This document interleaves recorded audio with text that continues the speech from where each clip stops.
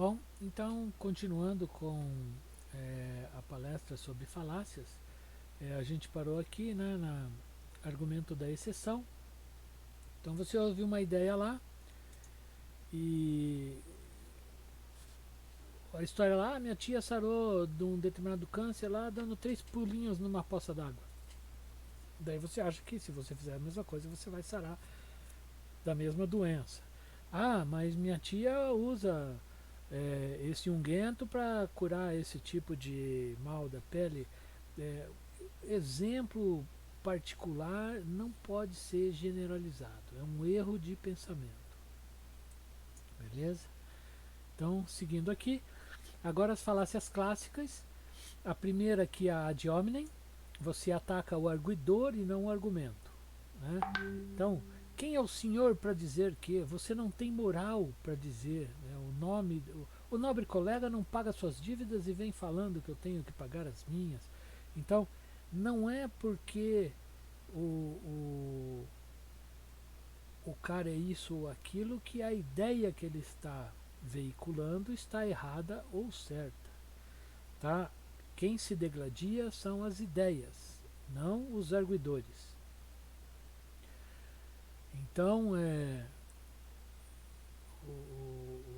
você não tem que ser biólogo para falar de biologia, físico para falar de física. É claro que se você for, você vai falar com mais propriedade, mas não significa que você está certo e o outro errado. Por isso.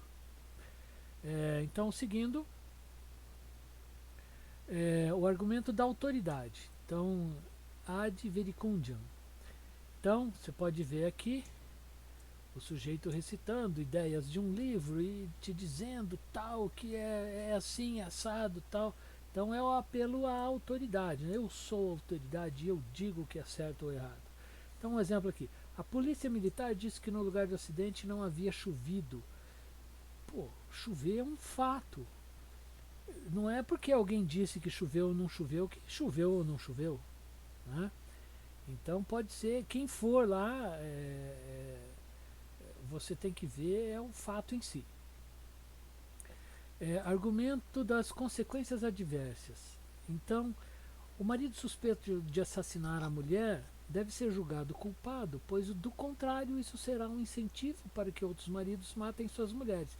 Então, olha só, ninguém está preocupado se o cara é culpado ou não.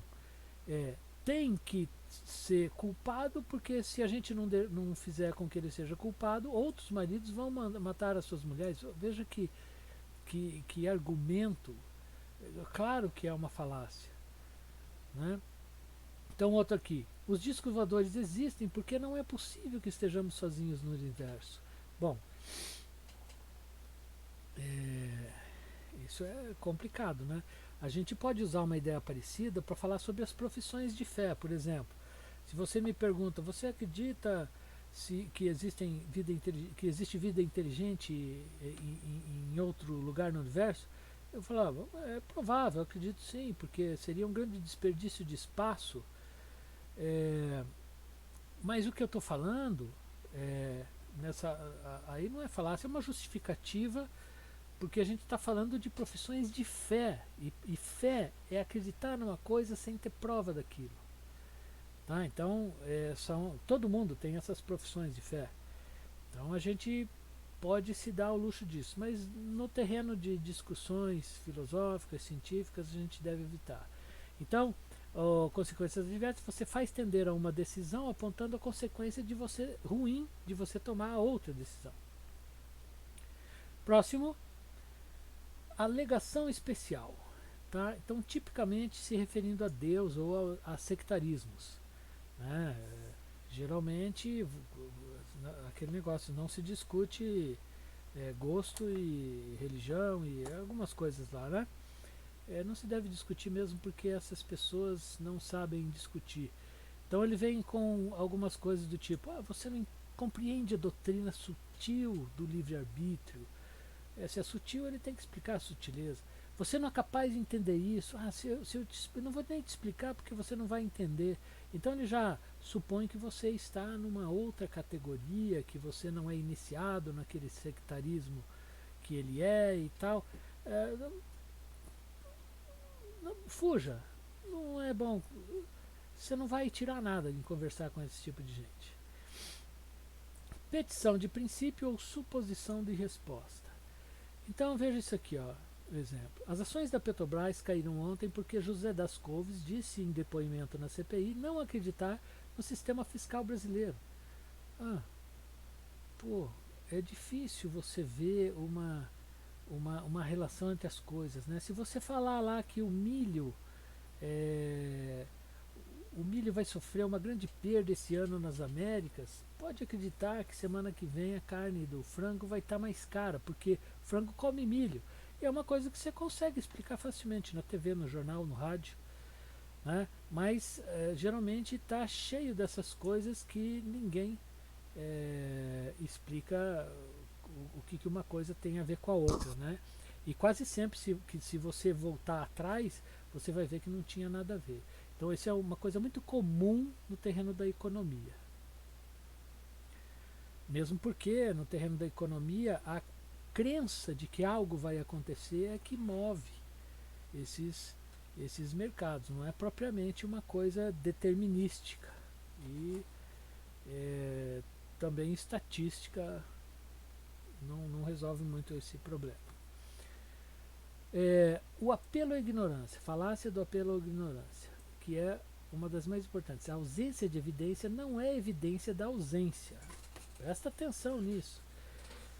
A funchicória era um remedinho, é ainda o remedinho, porque ele voltou a ser vendido.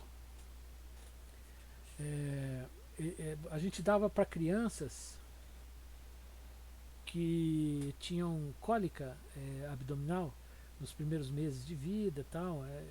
Qualquer pai ou mãe cuidadoso sabe que aquilo resolvia um pouco a parada. Mas ela foi tirada do mercado em 2012 após dezenas de anos de uso e venda, porque, conforme a Anvisa, não existia evidência de sua eficácia. É muito diferente de existir evidência de sua ineficácia. E você tem que tirar, né? Mas proibir alguma coisa porque não se achou prova ainda de que ela funciona é uma falácia. Não deve ser o caminho normal da ciência. A Organização Mundial da Saúde, aqui está em inglês, né? Disse nessa semana, isso aqui é um caso bem interessante, né? Não há evidências suficientes para garantir que alguém com anticorpos para a Covid-19 seja imune. Pô, não há evidências suficientes para dizer isso. Beleza, então ela está veiculando a ideia de que mesmo o cara tendo se salvado, sobrevivido e ficado bom, tendo melhorado depois da Covid, e que ele mesmo assim pode pegar de novo a doença. Ele diz que não tem garantia de que ele não pode pegar de novo. Já o estudo na Nature, na mesma semana, mostra que 100% dos pacientes, se não me engano eram 285 pacientes, esse estudo, né? E recuperados da Covid fazem anticorpos IgG, que podem conferir imunidade. Pode. Bom, aqui tem a palavra podem ainda, né? Aqui está dizendo o contrário. Eu não sei o que é IgG, mas quem escreveu esse artigo sabe e a gente tem que confiar. A Nature é uma revista muito importante na área da ciência. São dois organismos bastante respeitáveis que estão falando coisas bem diferentes, coisas antagônicas até, na mesma semana. Se eu tivesse que decidir por um ou por outro, eu decidiria por falácia. Tá? Isso aqui é uma falácia científica. Responder com a pergunta. Então o que acontece aqui? Assumindo uma pessoa, assumindo uma resposta no modo como a questão é formulada. Por exemplo, que relação de parentesco tem o irmão da vítima com a vítima? O advogado pergunta, né? Pô, tá na pergunta, né? Também tem aquela pergunta, quando a gente era criança, se fazia muito, qual a cor do cavalo branco de Napoleão? Bom, branco era o nome, né? A cor dele era castanho. Então é uma pergunta também que ela contém uma coisa para enganar o outro. Então contém uma falácia dentro da pergunta também. Seleção das observações. Essa aqui eu considero gravíssima e tenho até colegas pesquisadores que fazem isso. Então você tem lá 100 pontos de observação tal. 2 dele, digamos que não tem nada a ver com o resto. Daí o cara vira juiz, já declara esses pontos outliers, pontos que não merecem estar ali, tá? Já julga, já assassina, já extermina os pontos e somem.